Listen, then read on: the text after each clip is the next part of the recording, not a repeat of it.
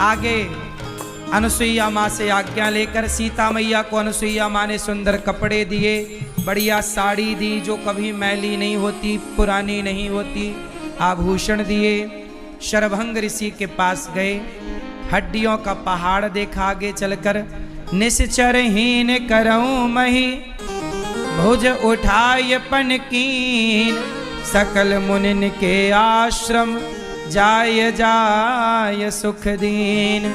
अब राम जी चित्रकूट से आगे चले पंचवटी की तरफ, क्योंकि चित्रकूट में अब जहां भरत जी बैठे थे उस पत्थर को देखते हैं तो भरत जी की याद आती है। राम जी बोले यहां रहूंगा, सबको पता चल गया है कि मैं यहां हूं तो सब लोग डिस्टर्ब करेंगे आ करके और एकांत ना होगा, इसलिए राम बोले वनवास में हूं तो गुप्त तरीके से रहूं। देखो समझदार लोग अपनी ख्याति से बचते हैं, ज्यादा ख्याति ज्यादा प्रतिष्ठा होना भी ठीक नहीं है। शास्त्र और संत जन प्रतिष्ठा को विष्ठा के समान मानते हैं। अब आगे चले, सुतीक्षण जी के पास पहुंचे। सुतीक्षण जी वही हैं जो अपने गुरु जी के साथ रहा करते थे, अगस्त्य जी के साथ। एक दिन गुरु जी कहीं चले गए तो सुतीक्षण जी से कह गए कि हमारे सालिग्राम जी को तुम नहवा के चंदन लगाओ। अब सुतीक्षण जी जाएं और गंगा जी में नहवाएं। एक दिन क्या हुआ, जामुन का पेड़ लगा था, गर्मी का सीजन था, जामुन पकी पकी लगी। तो सुतीक्षण जी बोले जामुन कैसे मिले, तो उनके हाथ में शालिग्राम भगवान थे। वहां कोई पत्थर नजर आया नहीं कि जामुन कैसे गिराऊं, तो शालिग्राम भगवान से जामुन को तोड़ा तो मारी दे के जामुन पे शालिग्राम, तो जामुन तो गिर आई पर शालिग्राम भगवान गंगा जी में चले गए। सुतीक्षण जी गए ढूंढने पर शालिग्राम नहीं मिले। अब सुतीक्षण जी को लगा गुरु जी मारेंगे डांटेंगे कि भगवान कहाँ गए। तब बढ़िया जामुन भी शालिग्राम जैसी थी, काली काली। तो उन्होंने शालिग्राम जी की सिंहासन में जामुन को रख दिया, बड़ी वाली जामुन, और चंदन वंदन लगा दिया और रख दिया, आरती पूजा कर दी, भोग लगा दिया जामुन को। गुरु जी आए, सुतीक्षण पूजा हो गई, हाँ गुरु जी हो गई, बढ़िया। अब वो डर रहे हैं कि गुरु जी, लेकिन जामुन बिल्कुल शालिग्राम जी जैसी दिख रही है, काली होती है ना जामुन। अब शाम हुई तो गुरु जी ने भगवान को माला वाला उतारी और गुरु जी ने भी उनको उठाया। अब जैसे ही शालिग्राम भगवान को उठाया तो वो थोड़ा जामुन पकी तो गुलगुली लगेगी।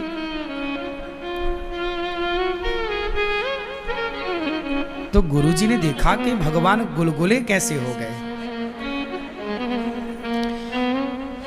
अब थोड़ा सा जोर लगाया शालिग्राम जी में तो गुठली अलग चली गई, गूदा रह गया।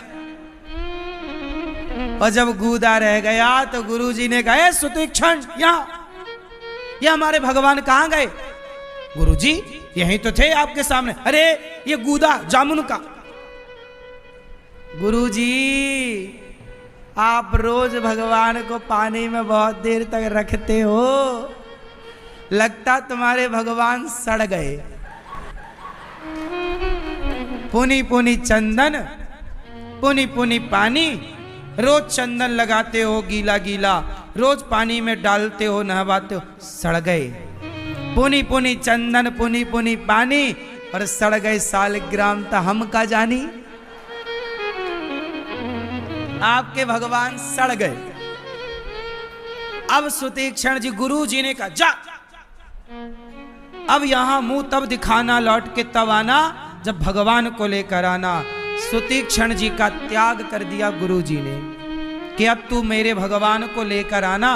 कहां फेंक दिया?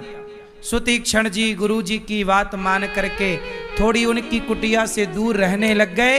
और सुतीक्षण जी ने ऐसे भजन किया, ऐसे प्रभु से प्रेम किया कि सालिग्राम जी पानी में गिरे थे, आज सच्ची के सालिग्राम भगवान राम आए, लक्ष्मण आए, माता सीता आई और सुतीक्षण जी ने आज राम जानकी का दर्शन किया, पूजा की, प्रभु आज सफल हो गया जीवन। आवाज लगाई, गुरुजी मिल गए भगवान।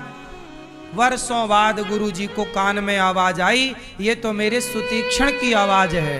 तुरंत सुतीक्षण जी के दर्शन के लिए गुरुजी निकले तो बेटा शिष्य तो बाद में नजर आया, राम सीता पहले नजर आ गए प्रभु के चरणों में।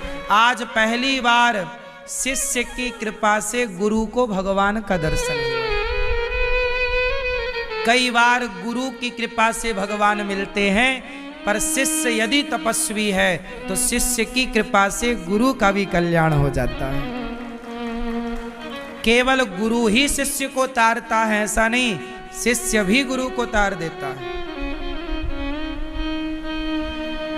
शिष्य भी गुरु को तार देता है। सुतीक्षण जी वही शिष्य हैं जिन्होंने अपने गुरु जी से भगवान को मिलाया।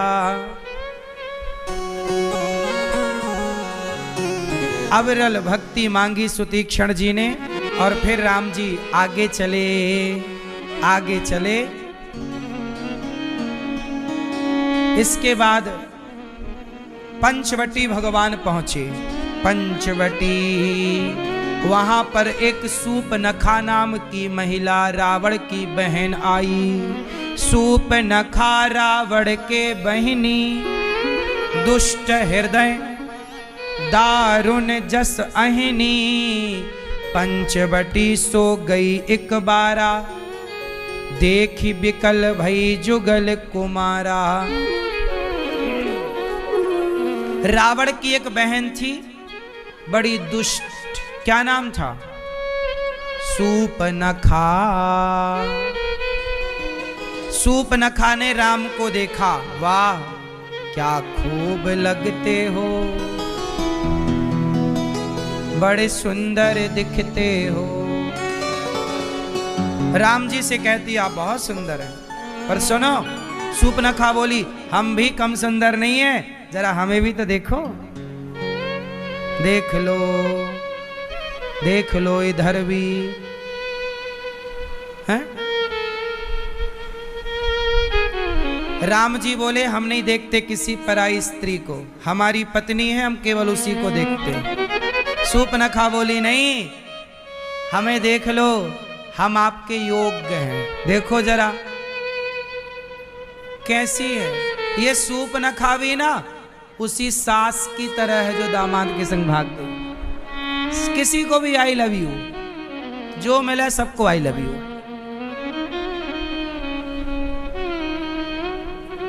सूपनखा, हाँ या ना? राम जी से कह रही आप बहुत सुंदर हो, हमसे ब्याह कर लो। जो मिले सबसे ब्याह करना चाहती है, सबसे। नियत बड़ी खराब है। जबकि सूपनखा का ब्याह ऑलरेडी हो चुका है। इसके पति का नाम है विद्युत जिह्वा। इसके पति को रावण ने मार दिया है। ये शादीशुदा है, पति मर गया है, पर ऐसे घूमती है जैसे कुंवारी हो। आजकल स्त्रियों को आपने देखा होगा, कुछ स्त्रियों को शादीशुदा होने के बाद भी ना वो मांग भरेंगी, ना चूड़ी पहनेंगी, ना मंगलसूत्र पहनेंगी। ये सब कौन है? ये सब सूपनखा के वंशज हैं।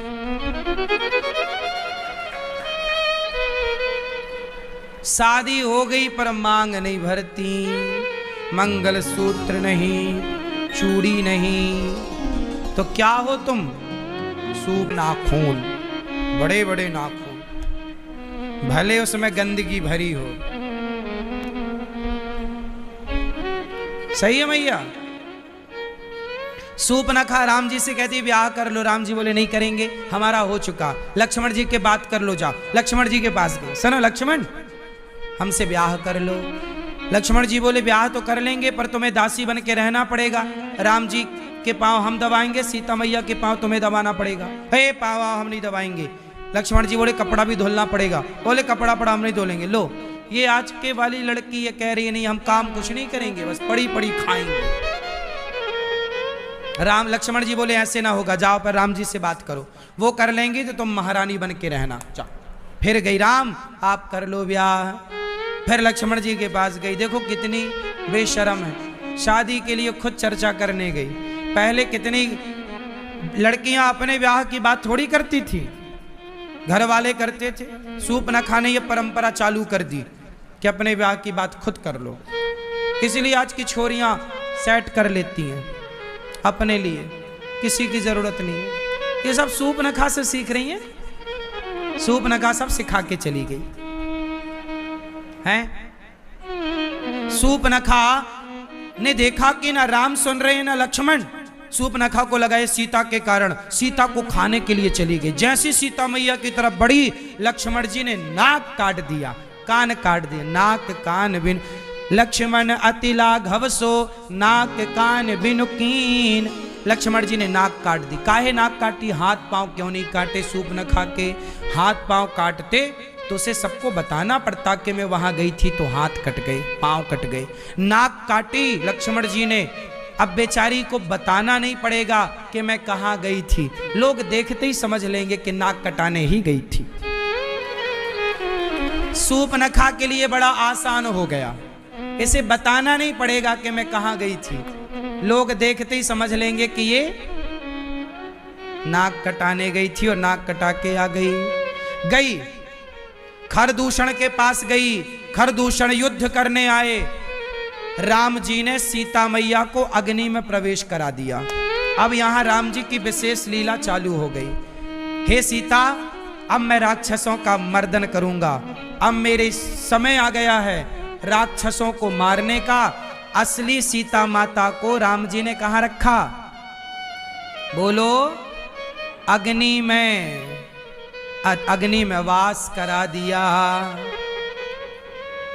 जब लो करो निशाचर नासा, तब लो करो अग्नि में वासा। हे सीता, तुम अग्नि में वास करो, हम राक्षसों का तब तक नाश करते हैं।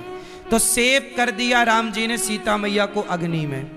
अच्छा, सीता मैया अग्नि में चली गई तो जो रावण सीता मैया को ले गया, वो सीता मैया कौन थी?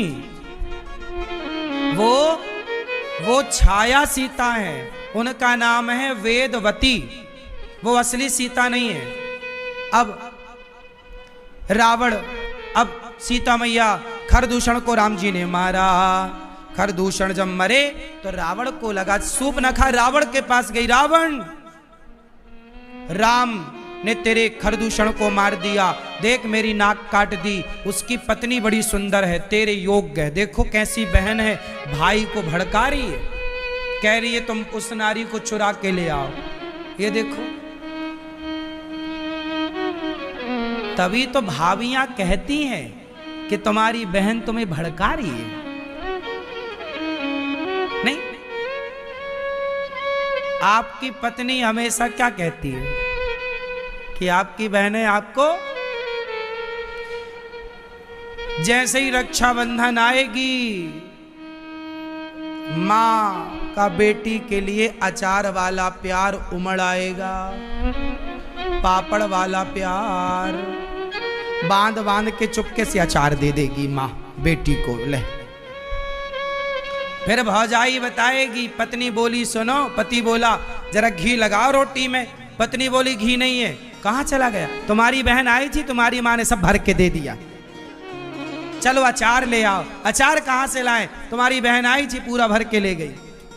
और माँ भी चुपके चुपके अचार देती है, और सास को ऐसा लगता कि बहू देख नहीं रही है, जबकि बहू ने कैमरा लगा रखा है।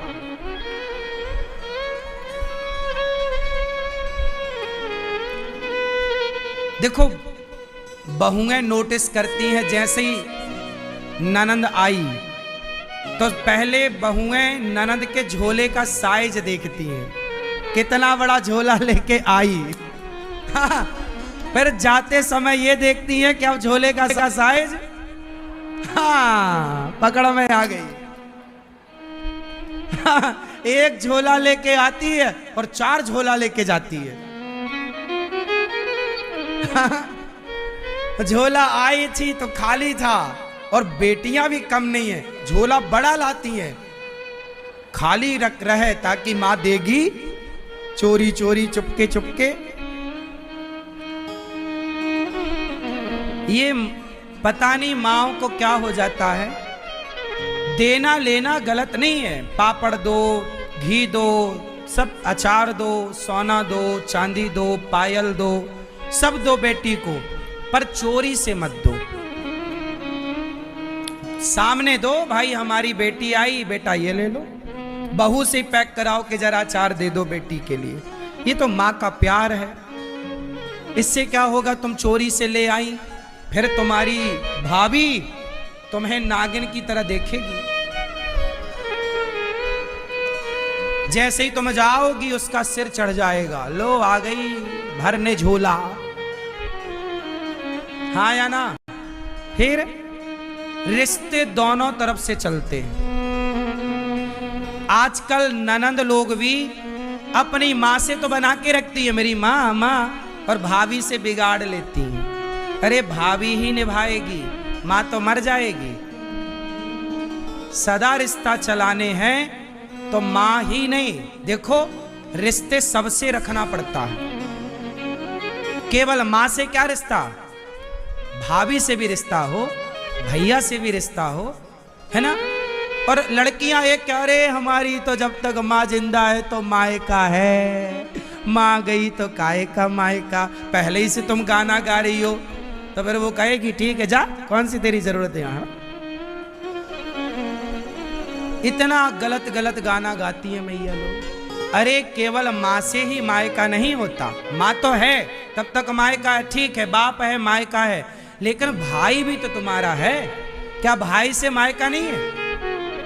फिर तुम लोग ना भाई को भूल जाती हो, माँ माँ मेरे माँ माँ माँ, जबकि तुम्हारी माँ को तुम पानी देने नहीं आती, तुम्हारा भाई ही देता है, तुम्हारी भौजाई ही पानी देती है। तुम रोज आती हो पानी देने अपनी माँ को, रोज खवाने आती हो, देती कौन है, तुम्हारी भौजाई। लेकिन उस भौजाई से तुम सीधे मुंह बातें नहीं करती हो। जो नहीं करती उनके लिए बोल रहे मैया, आप गुस्सा ना हो जाना। सबके लिए नहीं बातें हैं ये, पर जिनके लिए हैं वो समझें। बात सही है। मायका माँ से भी है, पिता से भी है, और भाई से भी है, और भौजाई से भी है, और भतीजे से भी है। यही ना वंशावली है। रिश्ते क्यों तोड़ना है, सदा निभाओ, ऐसे बैलेंस बनाओ रिश्तों का कि रिश्ते सदा चले। भाई से भी रिश्ता चले, माँ से भी रिश्ता चले, और भाई के बाद भतीजे से भी रिश्ता चले। वो भी तो कहेगा कि मेरी बुआ है, नहीं नहीं। फिर अब हमारी दादी तो नहीं है, हमारी दादी नहीं है, पर हमारी बुआ का आना जाना है।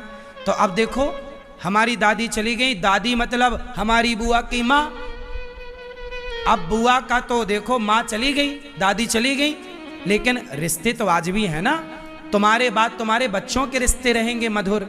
ये रिश्ते बनाओ, बिगाड़ने से लाभ नहीं है, रिश्ते बनाने से फायदा है। अच्छे से निभाओ, हर रिश्ते को महत्व दो। भाभी भी एक अच्छा रिश्ता है, ननद भी एक अच्छा रिश्ता है। ननद को भाभी को बना के रखना चाहिए। ये रिश्ते बहुत अनमोल हैं, सदा निभाने हैं। तो मानदान हो, मानदान को इज्जत करना चाहिए। बातें रिश्तों की आती हैं तो मैं थोड़ा बोलता हूँ इसलिए, ताकि आप लोग ना रिश्तों को हल्के में ले लेते हैं। आपको लगता तोड़ दो, नहीं, टूट जाने के बाद जुड़ना बड़ा कठिन है। रही मन धागा प्रेम का मत तोड़ो चटिकाए, टूटे से फिर ना जुड़े, जुड़े तो गांठ। रावण चला मारीच को साधने, मारीच को बनाया मामा मारीच को बनाया सोने का मृग। सीता मैया के यहाँ सोने का मृग चल रहा था। सीता मैया ने कहा बड़ा सुंदर सोने का मृग प्रभु लाओ। राम जी बोले सोने का मृग नहीं होता। सीता मैया देखी ये तो खड़ा है। राम जी को लगा कि मेरी सीता का मन मेरे से हटके सोने में चला गया। तो राम जी बोले इतने से सोने में क्या होगा, जब सोने में गया ही है तो चलो तुम्हारे लिए सोने की लंका की व्यवस्था करा देते हैं। तब सीता मैया के लिए फिर राम जी वहाँ गए, लक्ष्मण जी भी गए। सीता मैया लक्ष्मण रेखा को पार करती हैं, रावण आ गया साधु बनकर। रावण ने एक गलती की, साधुओं को बदनाम करने के लिए साधु पर विश्वास है तो साधु का रूप बना दिया। ये साधु संतों को रावण जैसे लोग ही बदनाम करते हैं। बोलो हाँ। रावण साधु बन के चला गया, इससे क्या हुआ, साधुओं की छवि खराब हो गई कि देखो बाबा जी बन के, जबकि इसमें संतों का क्या कसूर था, क्या दोष था, लेकिन बदनामी तो संतों को मिली। इसलिए करे कोई भोगे कोई। रावण आया, सीता मैया से बोला भूख लगी है। सीता मैया बोली, देखो सीता मैया गृहस्थ हैं। सीता मैया कौन है, गृहस्थ। अच्छा, सीता मैया जान गई कि ये रावण है। आपको क्या लगता है, सीता कोई सामान्य स्त्री है, जगत की जननी है, सब जान गई कि ये रावण है। रावण बोला कि मैं अंदर नहीं आ सकता क्योंकि लक्ष्मण रेखा थी, रावण जाता तो जल जाता। तो क्या बोला, आप बाहर आओ। सीता मैया को पता था और लक्ष्मण जी का आदेश भी था कि बाहर नहीं जाने का। सीता मैया को पता था कि ये रावण है, चुराने आया है, फिर भी सीता मैया गई। क्यों गई, सीता मैया को लगा कि राम के घर में आज कोई भिक्षा मांगने आया है। भाई सीता मतलब क्या, राम का घर। आपके पति भले ना हो पर आपके पति का ही, आपका ही तो वो घर है ना। आपके व्यवहार से ही तो अच्छा या बुरा परिणाम निकलना। तो सीता मैया को लगा कि राम के द्वार से आज तक कोई भूखा नहीं गया, ये साधु आया है, भले रावण है पर बनकर तो साधु आया। नहीं दूंगी तो दुनिया तो यही कहेगी ना कि सीता के दरवाजे से एक साधु भूखा चला गया। भले मैं दुख पाऊं, भले मैं कष्ट पाऊं, पर राम के द्वार से कोई साधु भूखा नहीं जाना चाहिए।